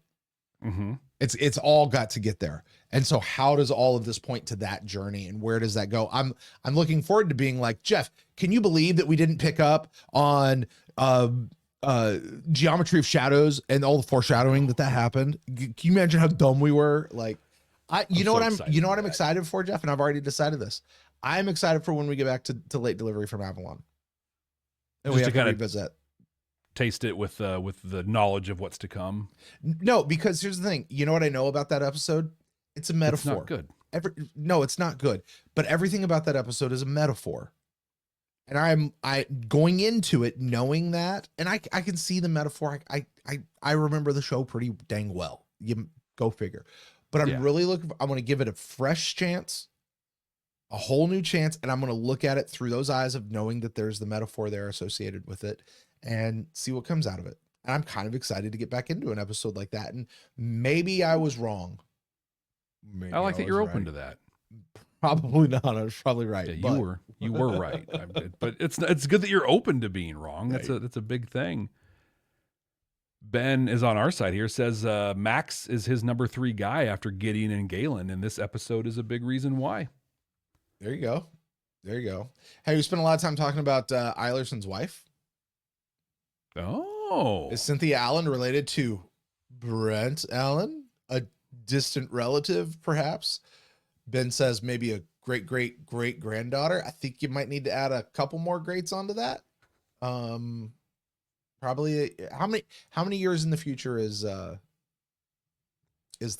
show? About 200 and what is it, 24 as we record this, so about 260 years. About 260 years. Okay. Or 50. Okay, I can go back to when my family first landed here on the soil here of the United States. And that was about 250 years ago. Was that? Yeah, it was about 250 years ago is when we really got here.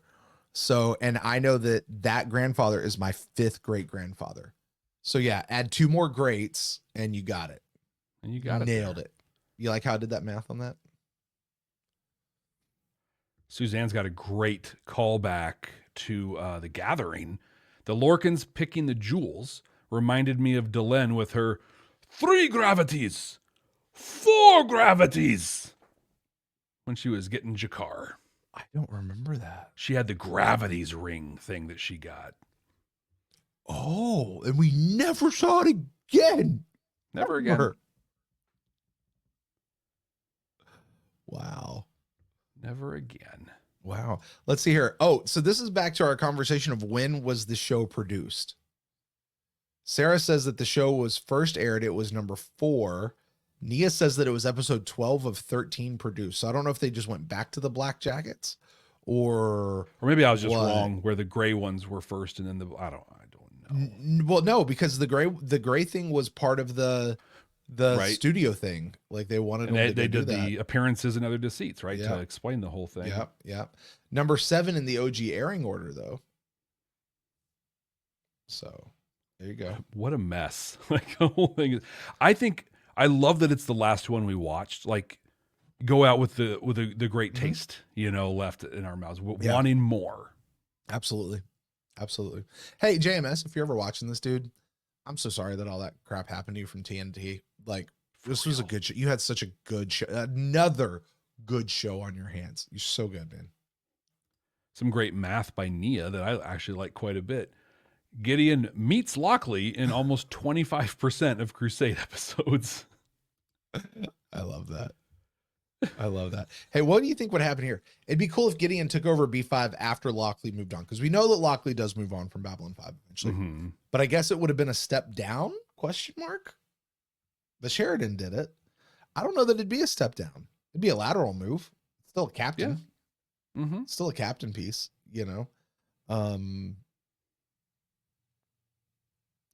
I would like to see more Gary Cole as Matthew Gideon in whatever Agreed. capacity that is. So I could go with that.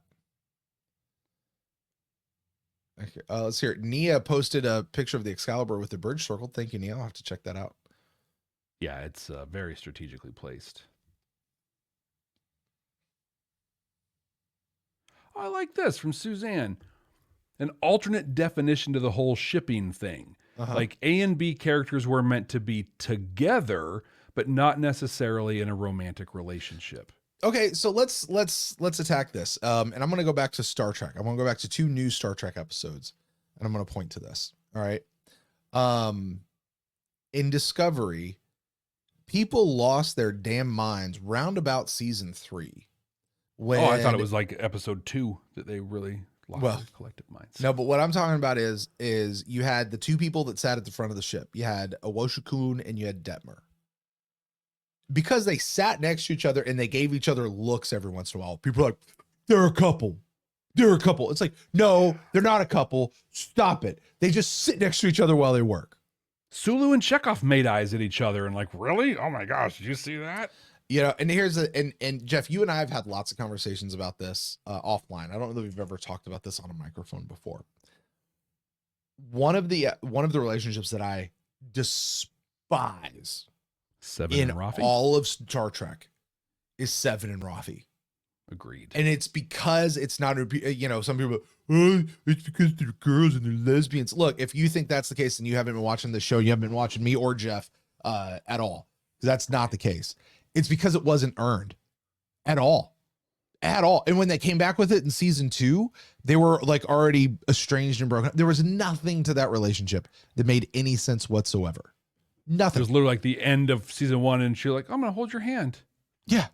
What? Yeah. That relationship made less sense and had less buildup than Chakotay and Seven back in the end of Voyager. Which, the best comparison that I have to the Seven and Rafi relationship is Deanna Troy and Worf. Yeah, that was awful. Because that was awful. It was a neat idea that they did more correctly with Worf and Jadzia. Like, hey, let's put Worf with it, but with just literally, it's like, oh yeah, me and Worf were a thing. You're right. Bloop. No, what? You're not a thing, Deanna and Worf. Sorry. Worf trying to go to Riker and like ask him for permission to date her or whatever. Like, come on, dude. That relationship is no. That's bonkers. Dumb. You know what relationship I did like? I like Tom and B'Elanna a lot. Stamets and Hugh. Yeah. That was a great, they were great. Probably the most family relationship we've seen. The scene of, and it was in season 1, of them just brushing their teeth together. Yeah. I loved it because, like you said, it's very family, but also in the scope of LGBTQ plus relationships on film, it's like, look, it's not all this, they're just people doing people things. And I thought that was so great. It's always reminiscent. There's a scene, it's a Paul Rudd movie. And I forget who plays the wife in that movie. Probably like Kristen Wiig or something like that. I don't remember who it is.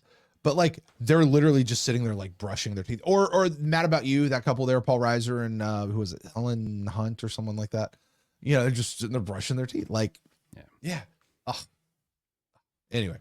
But I'm all for the Gideon and Lockley thing and shipping it.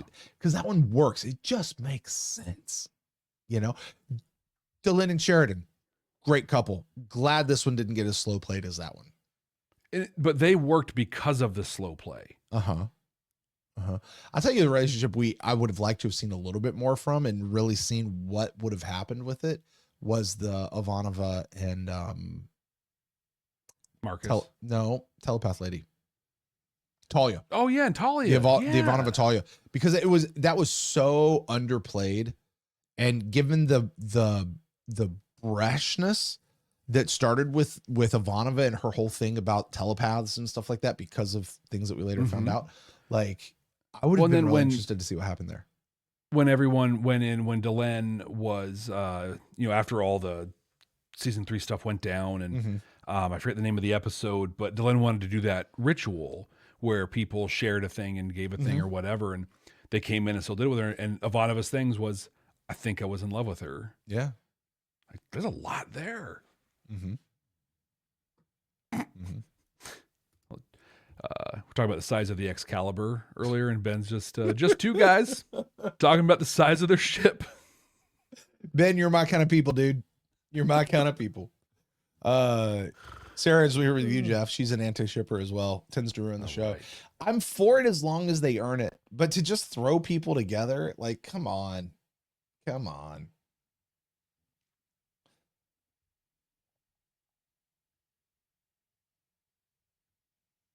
Okay, people are saying there's quite a few on here. Mr. Kitty apparently was JMS's cat that passed away. Oh. In memory of Mr. Kitty, Yeah. now chasing star mice. Oh, go Mr. Kitty. Jeff, Sarah also missed the sandwich callback, so good job. That's what I bring to the table. There you go. Next time, could you bring the actual sandwich to the table? That looks good. Yeah. You know, I haven't eaten this evening yet, so I'm hoping there's something good downstairs. I Sloppy Joe, that comes to mind thinking about that. That was so gross, but like, how did that ever become a food item that people ate? My grandmother used to make that like every couple weeks. I bet it was a Great Depression thing. Probably. Maybe. Yeah. Imagine if Crusade Nia says could have afforded someone to do fight choreography.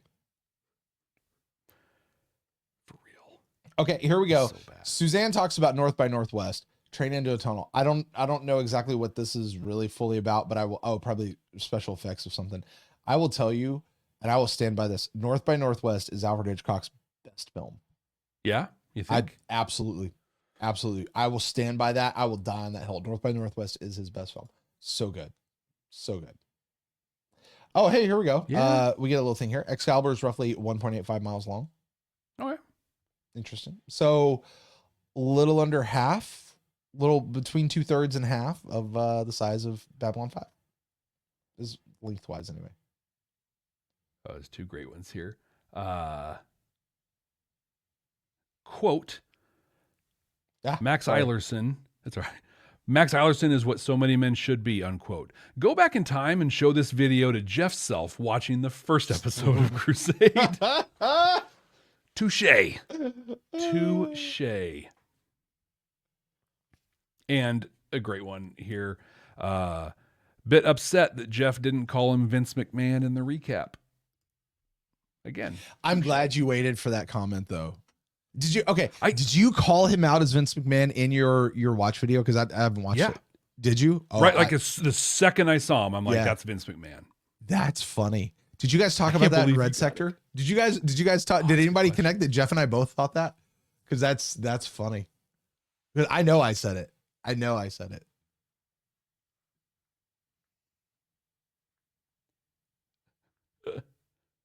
There's a lot of conversation. A lot of stuff. Him being Vince McMahon. Yeah.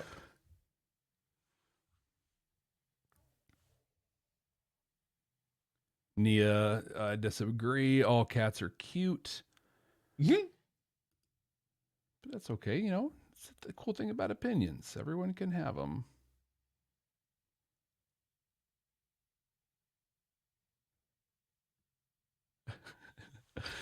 Oh man, another reason for JMS to hate us.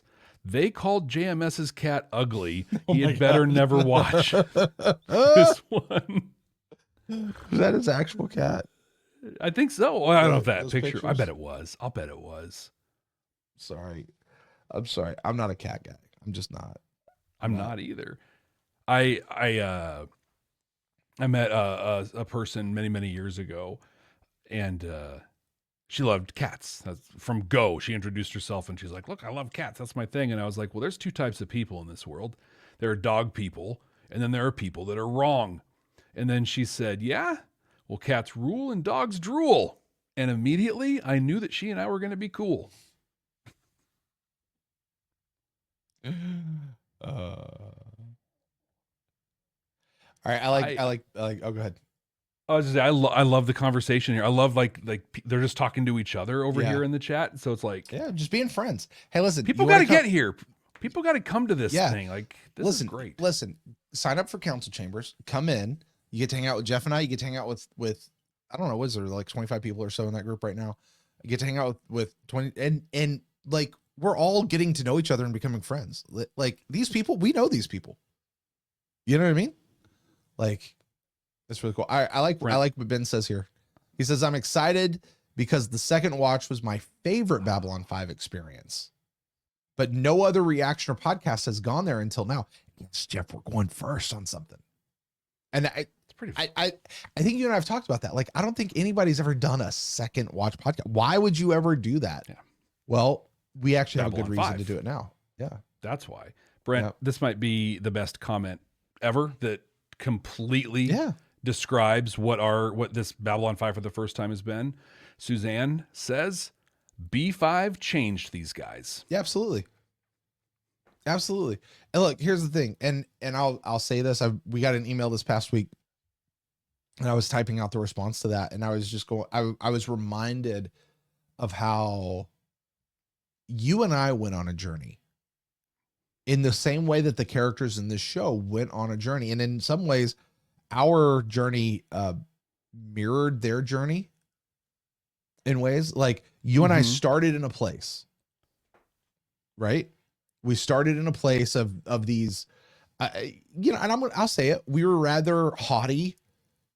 Star Trek is the best. How are you going to measure up to Star Trek? Right. Let's see if you actually have messages. Because if you don't have I was listening to a podcast today. Somebody's like, what I like about Star Trek is it's all about the messages and it's this and it's that. And that's what makes Star Trek Star Trek. And you and I were both there. I'm like, we got to see if you can do that. And then there were times where you liked us and you felt for us. And then there were times where we were like, yeah, this sucks and this is awful. And we pissed you off and we turned heel. And then there were times where Jeff was good and Brent was bad. And then there were other times where Brent was tolerable and Jeff was trying to be bad, but you guys just would not because he was the golden child. Like there's nothing Jeff could say that was wrong. I threw some stuff out there. It was just like, oh, this is going to get him. And you're like, how did they not freak out on this? Right.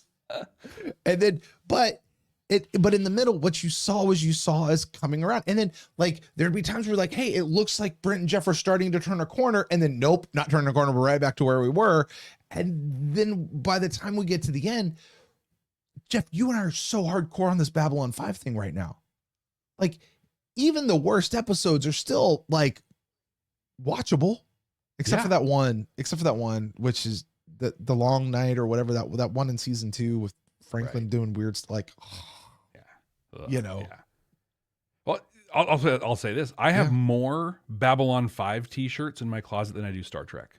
Jeff, I got to tell you, I couldn't tell you the last time I watched a Star Trek episode that wasn't a brand new episode airing this week. Really? Yep. Because for the last couple of years of my life, this has been the show. Right, that's true. Like I think that's the thing too for both of us. Much else. Like between this, Stargate, our other reactions like Timeless. Yeah, I don't have a lot of time for other TV. That's what I'm saying. Like, and because even like when I just lay down to like go to sleep and I'm gonna throw something on like a comfort show, it's been here. Let me check this thing out for Stargate coming up here with Jeff. Or whatever. Not reading this one, just putting this here for you to call it out. One thing I want for the second time is for them to re-rank the episodes, but not look back at where they ranked them the first time. A ranking. I don't know. We haven't discussed exactly what the segments or format's going to be with all of that. Re-ranking the episodes. Weeks yet. I feel like we should rank the episodes, and we rank them this time without doing the whole Starfury, Delta Fury. Thing. Just where is the episode? Like, last comment I want to throw up here is from Katerina. And I love this because like you just talked about our journey and Katerina's helping chart that here. She says, I remembered how it felt. I'm having a hard time reading today. I don't know what it is. I remembered how it felt like when you started to fall in love with B5. I think it was an episode written by DC Fontana. Didn't take long at all, and I loved noticing this moment. Someone else pointed this out. Either it was an email or a comment somewhere, but this is the war prayer. There's an email we got. Okay. There's an email. Oh, yeah. Babylon5first@gmail.com. The number 5 in the word first. But it really was this episode, I think, that we started to turn the corner. But that's it. It wasn't like we just turned the corner and we stayed there. Like, we slipped back a few times and we came back up. And, you think about like the story of Londo, like, man, Londo seems like he's cool. Oh, no, wait, actually, Londo's a piece of crap. And oh my God, he's so awful. What's going on? There's no redemption for this. Okay, actually, Londo's kind of turning corner. No, Londo's the worst again. And like, and by the end, you're like, dude, Londo's sacrificing himself for these guys. Like, he's great. I said last one, but I got one more. And okay. Then we've been here almost 2 hours. Yeah. I find I don't have a lot of time for other shows beyond watching Jeff and Brent. Look at that, Suzanne. So sweet. You're awesome. I love that. I love that. It's so crazy to me when people are like, yeah, we've like binged your whole show. And I'm like, that's like 150, 175 hours of content.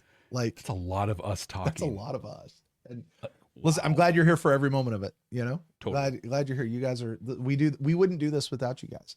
And Jeff, I'm going to say this. I've been saying this recently, and I say this, I'm going to mean this, and I'm going to say this directly to you guys there at the council chambers. Jeff and I would not be here doing this right now if it wasn't for you guys doing what you guys do. Like, we would have got to the end and we would have pulled the plug and been like, okay, we're done. Yeah. You know, but because you guys are there, you guys are supporting, you guys are doing your thing, we continue to do this show. So thank you guys so much for jumping in, supporting the show. You literally are making the show go. You're literally making the show go. And hopefully you guys have seen that too. So I hope so. I'm very, I was say I am, but I'm going to speak for you, Brent. I know it's true because we talk about it all the time. It's so humbling that we're here. Yeah. Yeah. You know, we're just two dudes talking about old TV shows, and we talk about it a lot. There's a community that's built up around it. Yeah. Bigger than you or me, but it just blows my mind. And I'm so grateful and humbled by each and every one of you here in the council chambers, and all of you watching here on YouTube. I mean, if you're in Club 65, you're here, you are in. And wow. Thank you.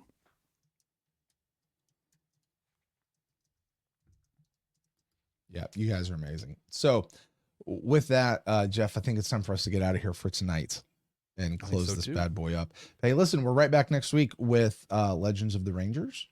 Legend of the Rangers or Legends? The Legend of the Rangers. I've started working on the okay. The opening. That's got to be the origin story. If it's the Legend of the Rangers, it's got to be the origin story, doesn't it? Well, that or the future, because it's a legend of what's going to happen. Or it's like their entire past. Like it's a movie that's about their whole thing, like from conception, like what they've like. So it's Brother Alwyn in the future telling the story of the Rangers from Valen all the way up to where they got there now.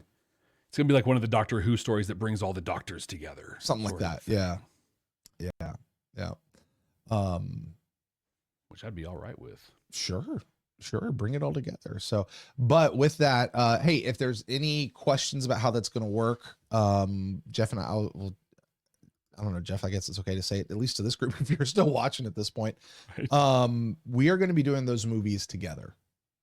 That's right. We've made the decision that for the rest of for these last 3 movies, we're going to do them together, much in the way that we did Sleeping in Light and we do Stargate. So, we'll be doing that. Stay tuned. That means you're not getting necessarily the individual reaction videos. Jeff and I have a plan for what that'll look like. So stay tuned.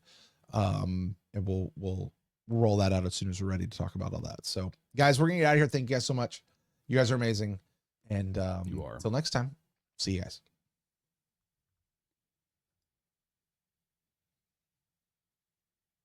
Where's the end stream button?